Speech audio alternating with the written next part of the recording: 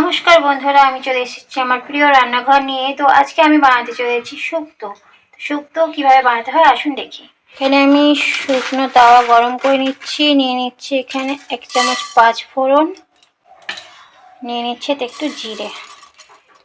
এটা আমরা শুকনো কড়াই ভালো করে ভেজে নেব, নিয়ে এটা শিলে বেটে একটা পাউডার তৈরি করে নেব। তো 5 ফোড়ন ভেজে এখানে আমি তুলে নিচ্ছি, একটু ঠান্ডা হতে দেবো, তারপর এটাকে শিলে গুঁড়ো করে নেব। তারপরে কড়াইয়ে আমরা সর্ষের তেল দিয়ে দেবো।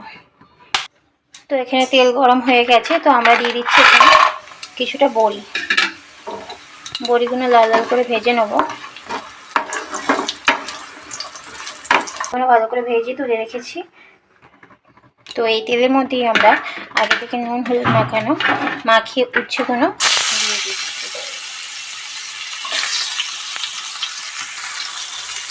তো এখানে উচ্ছেগুলো আমরা লাল লাল করে কড়া করে ভেজে নেবো। উচ্ছে যত ভালো করে ভাজা হবে, উচ্ছে ভাজা হলে তেতো ভাতটা থাকবে না। তো দেখতেই পাচ্ছি লাল লাল করে উচ্ছেটা আমাদের ভাজা হয়ে গেছে। তো এগুলো আমরা তুলে নেবো এবারে।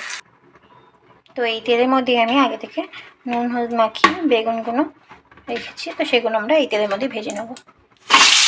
বেগুনটা খুব নরম জিনিস, যার জন্য বেগুনটা আলাদাভাবে ভাজতে হচ্ছে, একসঙ্গে ভাজলে ঘেটে যাবে।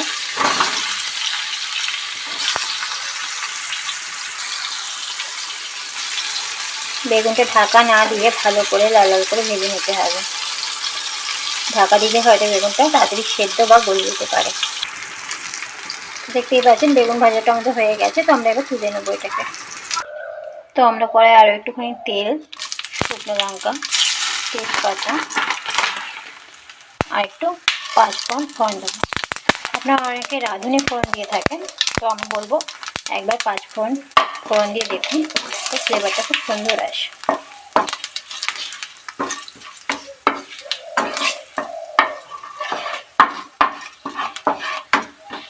তো এবার এর মধ্যে আমি একে একে সব সবজিগুলো দিয়ে দেবো। আলু, সজনে ডাঁটা, কাঁচকলা, সিম, পেঁপে, রাঙালু, সব সবজিগুলো একসাথে দিয়ে দেবেন। তো সব সবজিগুলো আমরা ভালো করে ভেজে নেব। তো আমরা সবজিগুলোর মধ্যে দিয়ে দিচ্ছি লবণ আর দিয়ে দিচ্ছি 1 চামচ মতো হলুদ। তো আমরা ভালো করে নাড়াচাড়া করে এবার একটু ঢাকা দিয়ে দেবো, যাতে সবজিগুলো একটু ভালো করে কুক হয়ে যায়। গ্যাসের ফ্লেমটা মিডিয়াম রাখতে হবে। তো আমাদের ঢাকাটা এবার আমরা খুলে দিচ্ছি। তো দেখুন, তো এবার এর মধ্যে আমরা দিয়ে দেবো রাঁধুনি বাটা আর আদা বাটা।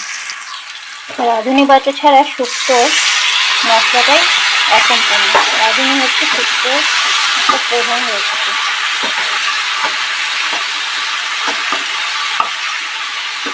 রাঁধুনি আর আদা বাটাটা দিয়ে আমরা আরও ভালো কিছুক্ষণ নাড়াচাড়া করে নেব।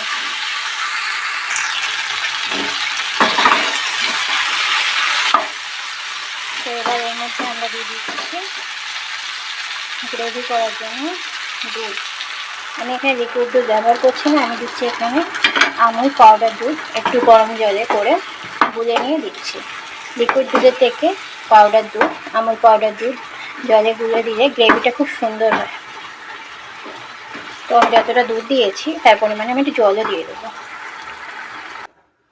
এখানে আমরা জল দিয়ে দিয়েছি।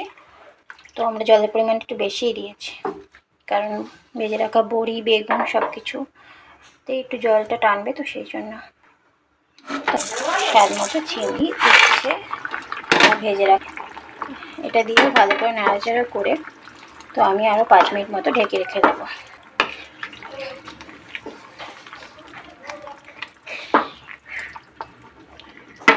তো দেখুন, আমি আরও 5 মিনিটের জন্য একটু ঢাকা দিয়ে রাখবো।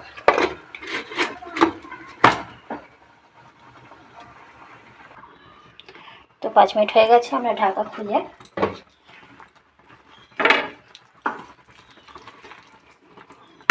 দেখুন আগে থেকে ভেজে রাখা যে 5 ফোড়ন আর জিরে ভেজে রেখেছিলাম ভাজা মশলাটা দিয়ে দিচ্ছি। এই মশলাটার কারণে অনুষ্ঠান বাড়ির স্যুপটা এত সুন্দর হয়। যেমন ঘি দিয়ে দিয়েছি, দিয়ে এটাকে আমরা ঢাকা দিয়ে গ্যাস বন্ধ করে আরও 5 মিনিট রাখবো। তো আমার এই রান্নার রেসিপিটা যদি আপনাদের ভালো লেগে থাকে তো প্লিজ লাইক কমেন্ট শেয়ার করুন। যা এখন 5 মিনিট আমরা এমনি দমে রেখেছিলাম। তো আমাদের স্যুপটা একদম সার্ভ করার জন্য রেডি। তো আমরা সার্ভ করে দিচ্ছি। তো দেখুন আমাদের শুক্তো একদম রেডি। তো গরমের দিনে শুক্তোটা খুব ভালো লাগে। তো দেখুন শুক্তো আমাদের একদম রেডি। আপনারা এভাবে একবার বাড়িতে ট্রাই করে দেখতে পারেন, রেসিপিটা খুবই ভালো।